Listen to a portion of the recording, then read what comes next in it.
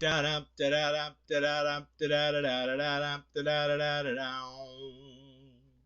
does that even mean, Bowers Game Corner?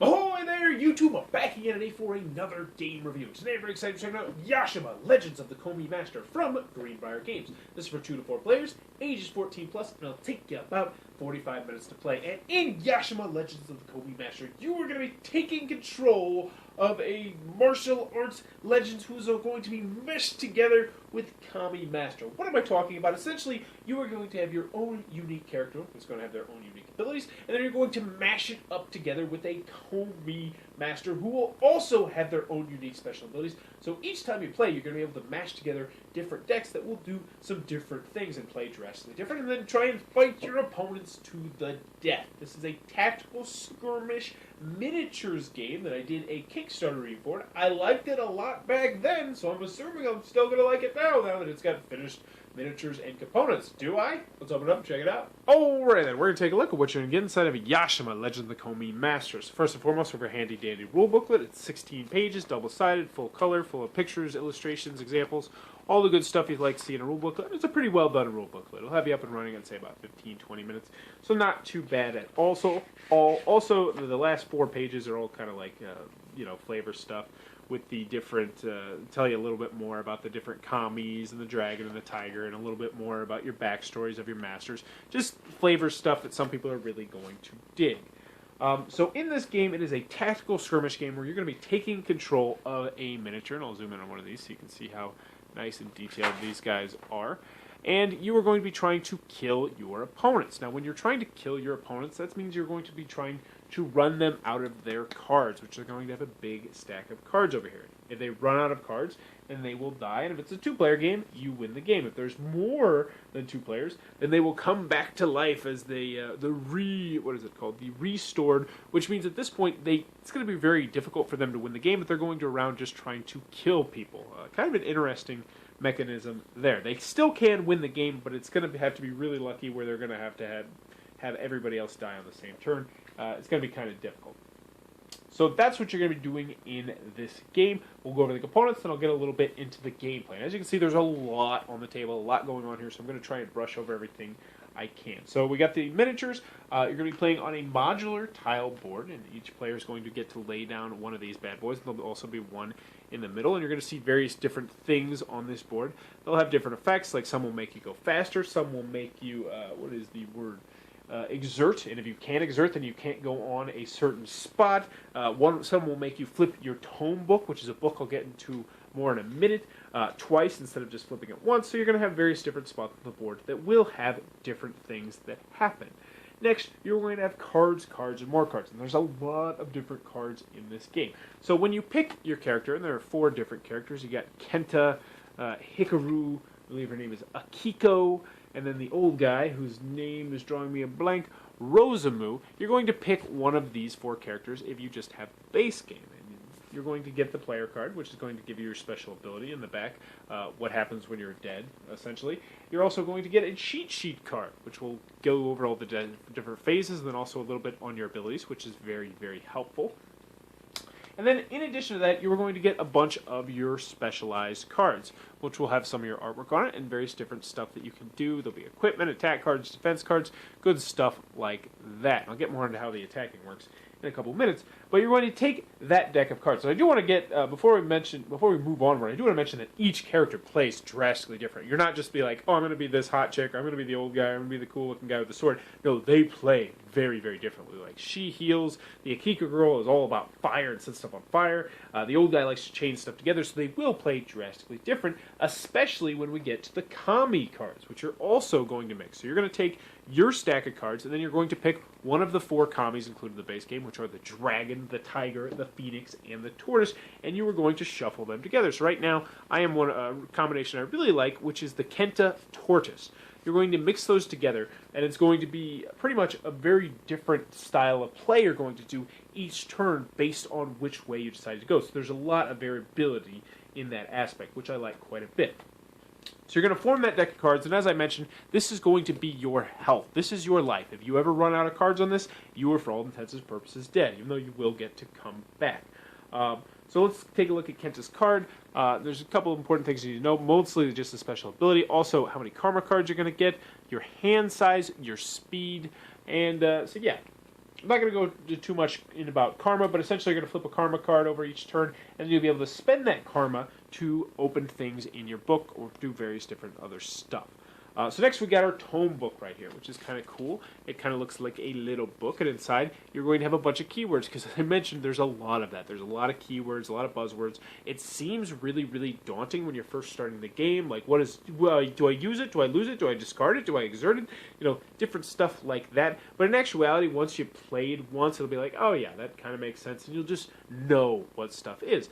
But anywho, on your turn, you're going to be able to do some of these actions in this book. And you'll be able to turn the page in the book and get some new, cool, special, really powerful abilities the more you turn the page. Now, I did mention earlier, there's also a spot on the board that will let you turn 2 pages in your book, which is really, really freaking useful, because once you get towards the end, there's some really good stuff you can do in these tome books. But be forewarned that your opponents are also going to be able to turn the page on your tome book, which can be really interesting as well.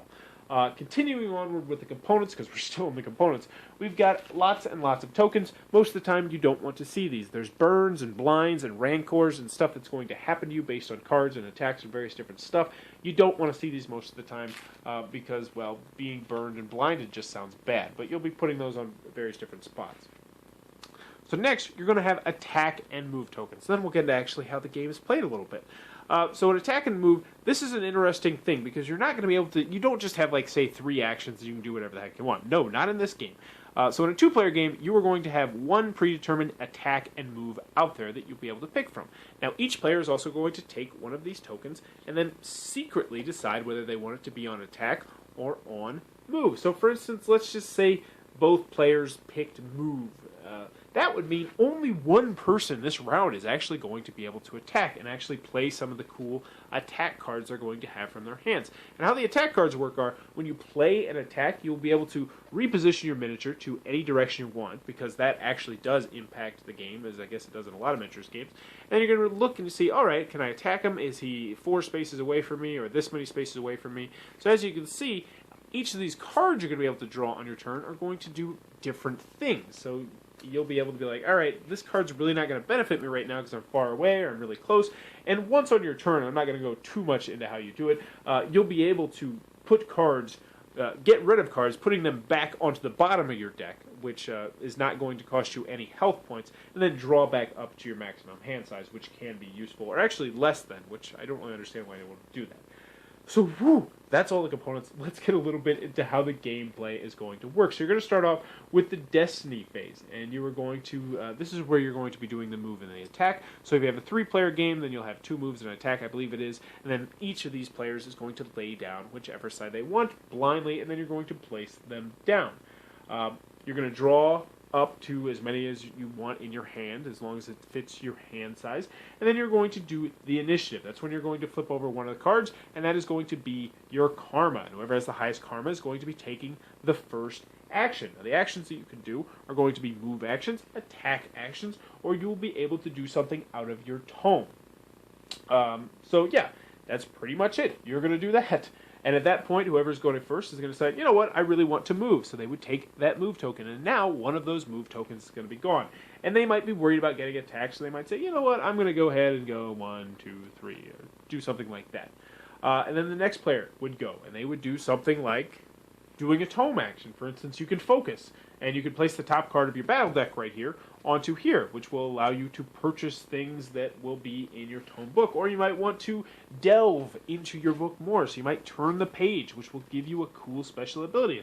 Like this one, turn 2 pages forward in your tome. So if you pay to do that, you can go boom, boom, and then now you might be able to get the throwing axe, which will be really helpful to you later on in the game or doing an attack. And you're going to do that until all of these actions are gone, at which point you will rinse, wash, and repeat. You're going to be moving around the board, trying to attack each other, trying to kill each other, trying to, heal, do all sorts of various different things until one person is dead in a 2-player game, or until everybody's dead except for one person in a multiplayer game. And that, in kind of a really jumbled nutshell, is how Yashima, Legend of the Kami Master, is played. Alrighty then, Yashima, Legends of the Komi Master from Greenbrier Games. One of my final thoughts. Let's go over the pros, let's go over the cons. First on the cons side, the game is not going to be for everybody for a variety of different reasons. 2 to 4 players, very, very restricted player count. Now you can add expansions that will let more players play, but I don't think I'd want to play with more than 6 ever. I feel like that would really slow things down. But needless to say, 2 to 4 players, very restricted player count. Another big con is that this is a tactical skirmish game. You are going to be moving around the board, positioning yourself, trying to set things up so you can kill your opponent, and that's all you're going to be doing. Some people are not going to like that. If you don't like it, this one's probably not going to change your mind. Continuing onward with the cons, the theme is definitely full-fledged in this game. I mean, you're going to get lore for the game and stuff about your master and your Komi, but if you don't like the theme, you don't like the theme. I'm personally not the biggest fan of the theme, and the theme is very attached to this game. It's not a pasted-on theme by any stretch of the imagination. Continuing onward, this is not the easiest game to learn or to teach, as you can probably tell by the middle part of this video. And that's mostly just because there's lots and lots and lots of buzzwords. Use, lose, exert. Well, you're going to have 2 cheat sheet cards in front of you. They're going to have various different stuff, the phases, all that different stuff. And the game is not actually that difficult. Like, it's actually one of those games where it's kind of just easier to just say, all right, we're just going to set it up, and then we're going to play, and you're going to kind of figure it out as we go instead of trying to explain everything at the beginning. So it's not the easiest game to get into when you're first getting into it. Continuing on with the cons, you are going to be doing the same thing over and over and over again, which kind of comes with the cards of a tactical skirmish game where you're just trying to kill each other. That's going to be a turn-off to some people. Also, the action system is going to be really annoying to some people. I played with someone who absolutely hated it, and that is because you're not always going to be able to do, well, most of the time you're not going to be able to do exactly what you want to do. In most games, it's like, all right, you have X amount of action, so I can move, and then attack. No, not in this game, because you're going to have the preset stuff out there, and then everyone else is going to decide what goes out there. And so you might not get to attack when you want to attack, you might not be able to move when you want to move, or you might get stuck with like an attack when you can't attack, or something like that, and some people are really going to dislike that. Any other cons I have about the game? The box insert kind of stinks, but, you know, that's neither here nor there. That's about all I have on the cons. I did a review for this back when it was a print and play, and I really enjoyed the game, so needless to say, I still really enjoy it. Now, I'm a big fan of Yashima, Legends of the Komi Master. There's a couple big reasons why. First and foremost, artwork is gorgeous. I'm not the biggest fan of the art style or the theme, but the artwork and the components are just absolutely top-notch. The miniatures look absolutely gorgeous. It is a miniatures game, so that's pretty dang important.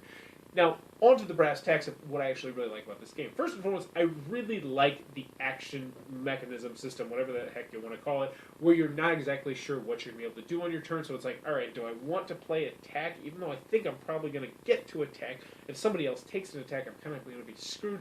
But then if you do play an attack and someone else plays an attack, then you're probably going to get attacked when you don't want to get attacked. And it has these little head games things. Most of the head games are just with yourself. I just like that system an awful lot. The main reason I like this game, though, is just how different everybody plays. The Komis play drastically different. The Masters play drastically different. So needless to say, when you mash up different combinations, each game is going to play differently. Each of your characters is going to play differently, and I like that a lot. I want more cards. I want more Masters. I want more Komi. I want more tiles, I want more tome books, and I'm sure all that stuff's going to come out in expansions. It already is out in expansions, but I still want more of that, and that's just a testament to how much I like this game. Another thing is that I know which of my combinations I really, really enjoy. I really like Akiko the Phoenix. I feel like that's a really fun one to play, but at the same time, I like exploring so much in this game that even though I know I like playing with that, I'll be like, all right, I'm going to mix the old guy with the tortoise and see how that turns out. There's just a lot to explore by mushing up the different Komis with the Masters, and I like that quite a bit. I like how the health point system works. So you start to running low on cards. You're like, oh my gosh, I really need to do something because I'm running low on cards. I like that an awful lot. Oh, this is one more comment some people's not going to like. Some people are not going to be the biggest fan of how the first player mechanism works, where you're just randomly flipping over a card. Some people just aren't going to like that. I like how the attack cards work, how like you're never sure if you're safe, because some people can really attack far away, some people are going to be able to attack really close up. It all depends on what kind of cards you have in hand. Like, you might have somebody just really in a spot that's going to be peak for you attacking, but at the same time, if you don't have the cards to do it, you're kind of screwed. and I like that quite a bit. So, Yashima, Legend of the Kami Master. If you couldn't tell from my second review of this, I'm still a big fan of this game. This one is going to be on my shelf for quite some time, but if you don't like tactical skirmish games, it might not be for you. So that's the biggest thing about this game. I definitely recommend this game, but if you're not the biggest fan of this kind of game, absolutely try before you buy it. If you are a big fan of this kind of game, then definitely check out Yashima, Legends of the Kami Master from Greenbrier Games. Now, if you enjoyed this review, please be sure to click on the subscribe button down below. And in the comments below, let me know, is this a theme that scratches your itch? For me personally, no. Even though I do like Kung Fu inspired movies and Bruce Lee and stuff like that, I'm just still not the biggest fan of this theme when you add like the mythological creatures and stuff like that. But let me know in the comments below, is this a theme that scratches your itch? That was the review for Yashima, Legend of the Kami Master. For more reviews and previews, check back at Bowers Game Corner.